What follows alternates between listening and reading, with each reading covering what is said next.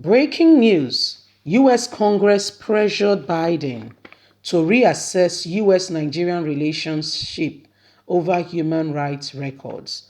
And by the time they reassess it, there will be a lot of sanction against Nigeria. Because as we speak, for instance, the young men that went to Dunamis Church wearing a branded t-shirt saying Buhari must go. Today is day 28. Court, 26, I beg your pardon. Court has given an order saying release them. There is no basis for you arresting them. They were only wearing t-shirts. They did not do anything.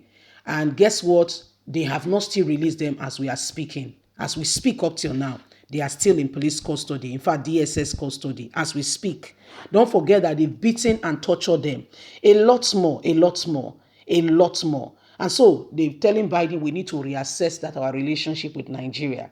You see, the truth of the matter is when these leaders cause this problem, the citizens, are the ones that bear the brunt. Honestly speaking, they are the ones that bear the brunt. Please don't forget to give us a thumbs up. Subscribe if this is your first time. Why did I say the citizen bear the brunt? Take, for instance, they say, for instance, and like what Trump did before, they are bad Nigerians from coming to the US. Do you see what I mean? Let's continue. The United States lawmakers have begun to mount pressure on President Joe Biden over concerns about human rights records.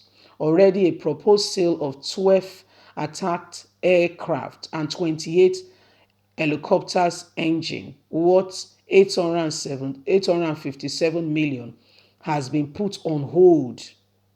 Democrats and Republicans on the Senate's Foreign Relations Committee have delayed clearing a proposed sale of 12 AH-1 combat attack helicopter and accompanying defense system to the Nigerian military, pushing a deal worth of 875 million, according to the US.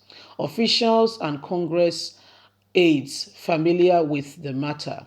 In addition to the helicopter and proposed sale includes 28 helicopter engines produced by EJ Aviation, 14 military guards aircraft navigation system made by Honeywell, and 2,000 advanced precision kill weapon system leather guard record, according to the information sent by the U.S. Department of Congress revealed by Foreign Policy's US-based magazine.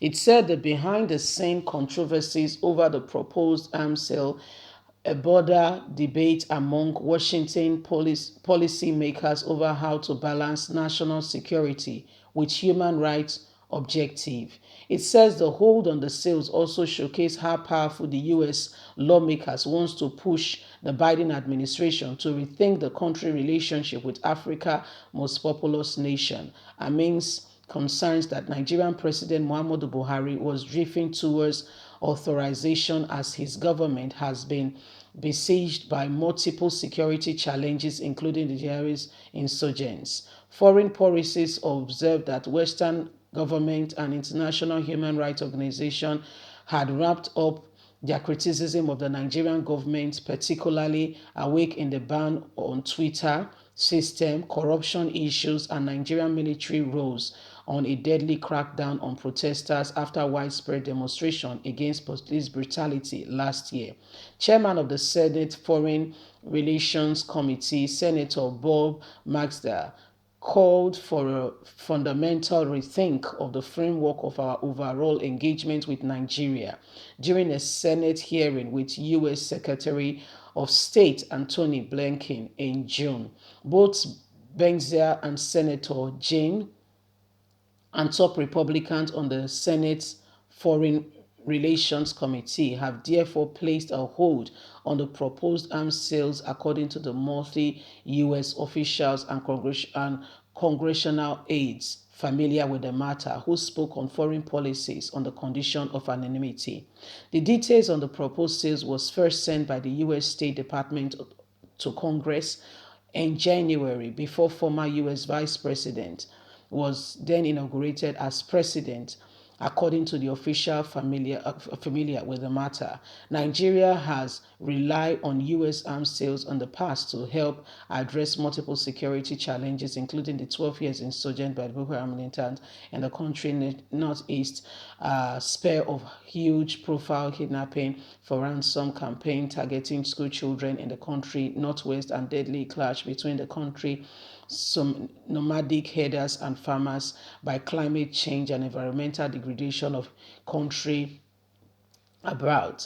The State Department, it was said, described the U.S.-Nigerian relationship as both the most important in the sub-Sahara Africa and has provided limited funding for various military training and educational programs.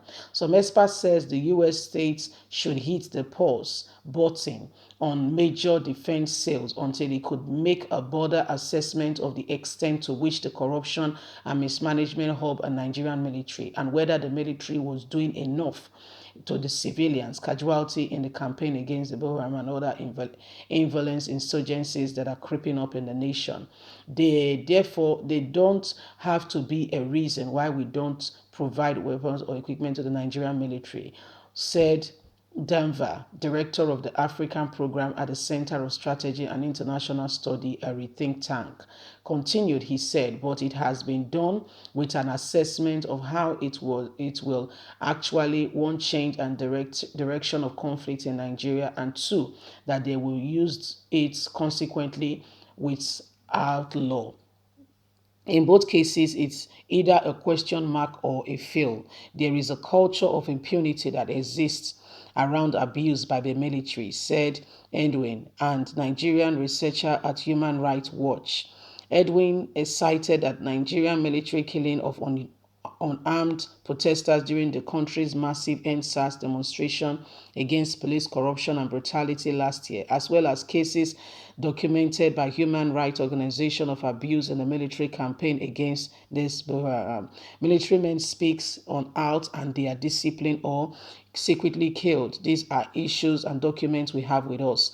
I'm sure it's a difficult situation. There are so many conflicts springing up across the country now. The authorities are pressure around trying to do their best they can to save the lives and property, but this must be done in accordance with the human rights standard. You cannot throw one out just to be able to achieve the other. Nigerian embassy in Washington did not, however, return a request to comment on the foreign policies claim. So this is what is happening now. Leave us a comment. God bless you. Bye for now.